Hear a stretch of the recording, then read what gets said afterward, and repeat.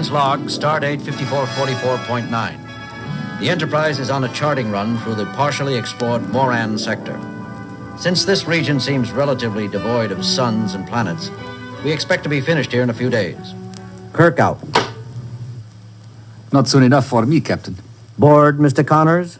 I thought you liked solitude and quiet. I do, Captain, but there are limits to one's ability to enjoy nothingness. Look at the screen. No planets worthy of investigating, hardly any stars, not even any interesting phenomena like quasars or black holes or redisars. Just parsecs and parsecs of nothing. We should be through here by tomorrow, ship time, Connors. In the meantime...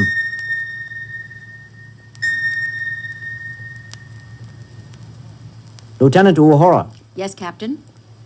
Aren't you going to acknowledge? Acknowledge what, Captain? Wasn't that an incoming communication? No, sir. I thought it came from the navigation console. Mr. Sulu. Not from here, sir. There, that's it. All systems neutral, Captain. It's not any of our instrumentation. What is it, Mr. Spock? I don't know, Captain. I've never heard anything quite like it. Commencing sensor scan. Uhura, are you sure nothing's trying to call in? Positive, Captain. No one on board is sending either. Mr. Sulu? Mr. Connors? All clear, Captain. No sign of any auditory malfunction. All instruments functioning normally. Connors, are you sure there's no ship out there? Certain, Captain. If there is, it doesn't register on our screens.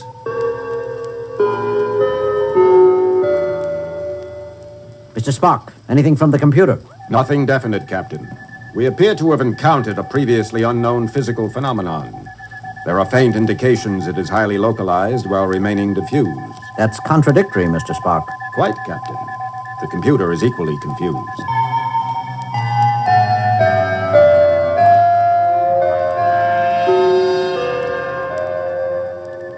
There's one more possibility.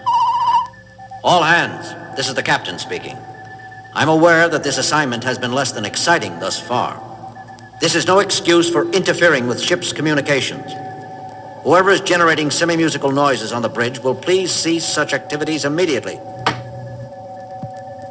I guess that...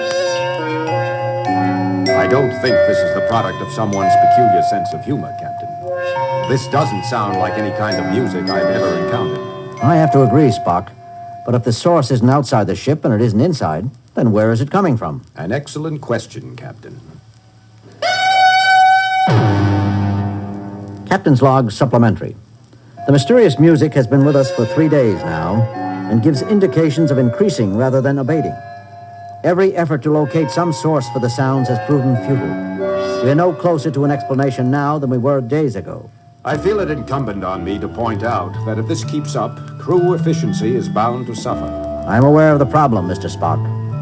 There doesn't seem to be any way to shut out the sound except by plugging one's ears. It's still hard to sleep, and we can't have everyone walking around with earplugs. I can't run this ship by sign language.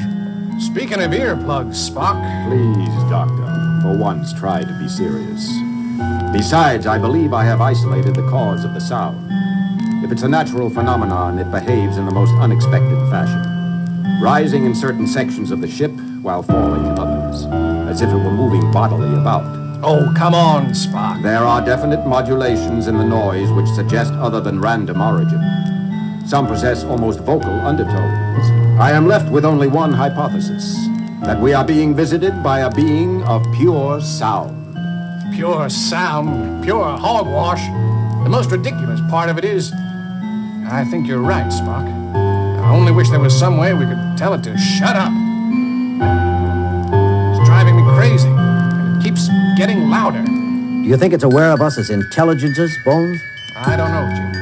It's an incredible theory, but as Spock says, nothing else seems to fit. I've already had some cases of people who can't get to sleep even with strong earplugs. I've got a solution to that, at least for the worst cases. What's that? Nurse Chapel is monitoring the shuttle. The influence of this noise doesn't extend beyond the ship. Once outside, people can sleep in peace again. But the shuttle will only hold so many, even in relays. We've got to find a way to turn it off. I might add, Captain, that we have no way of estimating the volume this creature can produce. It could conceivably drive everyone on board permanently deaf if not stopped.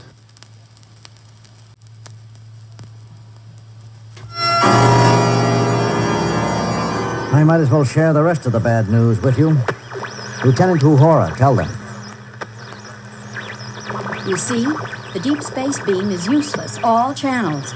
All I can get is static or variations on the central musical rhythm. We're cut off. I'm still keeping several channels open for incoming calls, however.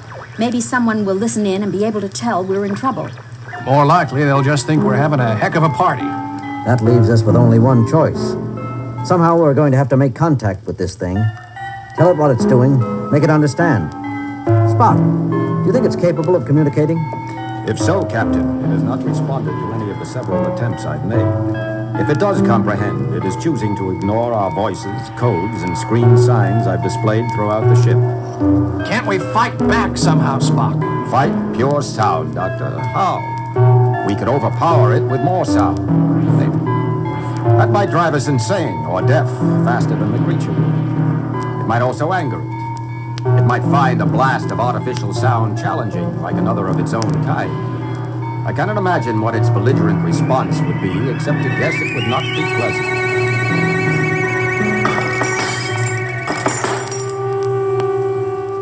Everyone okay? That one hurt. All right here, Captain, but half the transparent facings on my instruments are gone.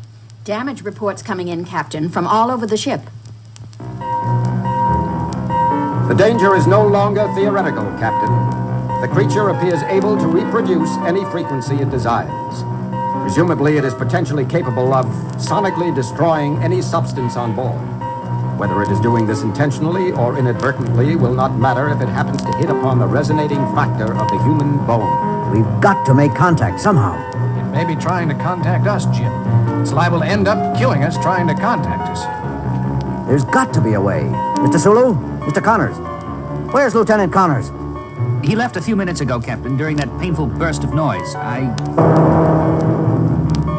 Lieutenant Connors, you left your post without... What is that thing? If someone would lend me aid.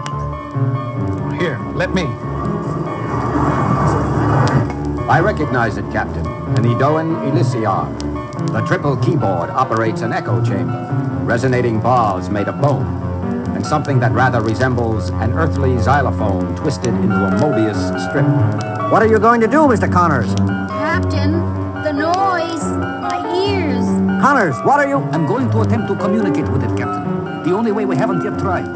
Mr. Spock spoke of fighting noise with noise. Somehow I feel there is a thing here that needs to be understood, not fought. I will start by improvising, trying to work from one of the aliens' themes.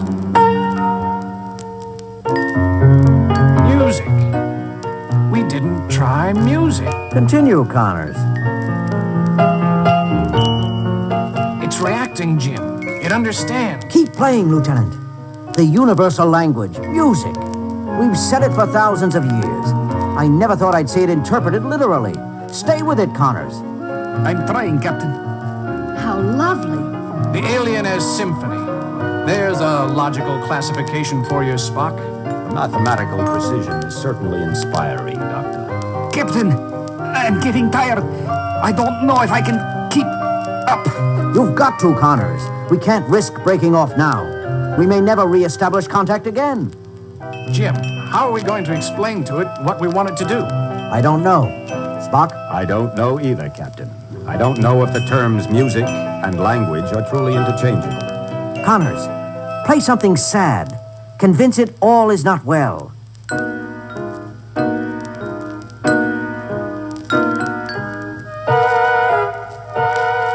It may be working, Captain, if it only joins logic to its sounds. Emotion, you mean?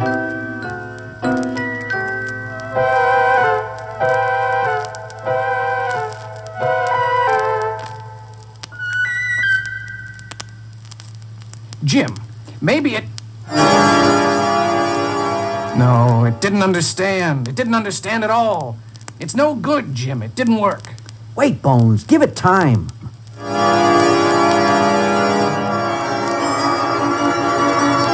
Connors! Captain, I can't keep up. I can't. It's not possible. Do your best, Mr. Connors.